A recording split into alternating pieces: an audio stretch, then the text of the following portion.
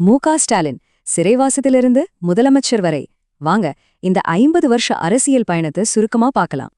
ஒரு அரசியல் கைதியோட கடந்த காலம் ஒரு மாநிலத்தோட $1 டிரில்லியன் எதிர்காலத்தை எப்படி உருவாக்க முடியும்? ஸ்டாலினோட பயணம் அவ்வளோ சுலபமா இல்ல. ஒரு தேசிய நெருக்கடியில தான் அது ஆரம்பிச்சது.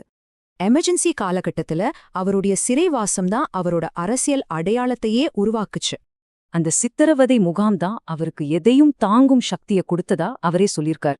இந்த காலகட்டம் திராவிட இயக்கத்துல அவரை ஒரு தவிர்க்க முடியாத தலைவரா மாத்துச்சு. சரி, அடுத்ததா ஒரு நிர்வாகியா அவர் எதிர்கொண்ட சவால் என்னன்னு பாப்போம். 1996ல சென்னைக்கு நேரடியா தேர்ந்தெடுக்கப்பட்ட முதல் மேயரா பொறுப்பேற்றார்.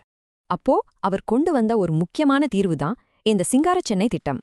நகரத்தோட டிராஃபிக்கை குறைக்க 9 பெரிய மேம்பாலங்கள் கட்டினது இதுல ஒரு முக்கியமான அம்சம்.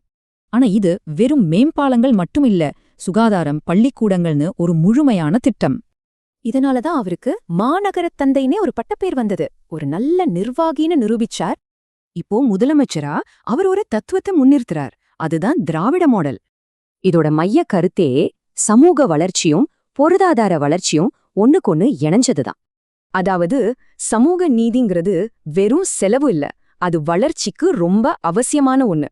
சமூக நீதி, சமத்துவம், சுயமரியாதை, இந்த 5 கொள்கைகள்தான் இந்த மாடலோட அடித்தளம். இந்த தத்துவம் இப்போ ஒரு பெரிய பொருளாதார இலக்க நோக்கி தமிழ்நாட்டை கொண்டு போகுது.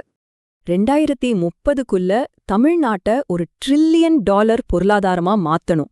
இதுதான் அந்த இலக்கு. இப்போதே மாநிலத்தோட பொருளாதார வளர்ச்சி தேசிய சராசரியை விட ரொம்ப அதிகமா இருக்கு.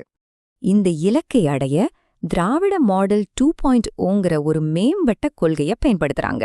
மகளிருக்கான உரிமைத் தொகை, புதுமை பெண் திட்டம்னு பல திட்டங்கள் இதுக்கு சில உதாரணங்கள். சிறை அறையிலிருந்து முதலமைச்சர் வர ஸ்டாலினோட பயணம் ஒரு பெரிய கேள்விய நமக்கு முன்னாடி வைக்குது.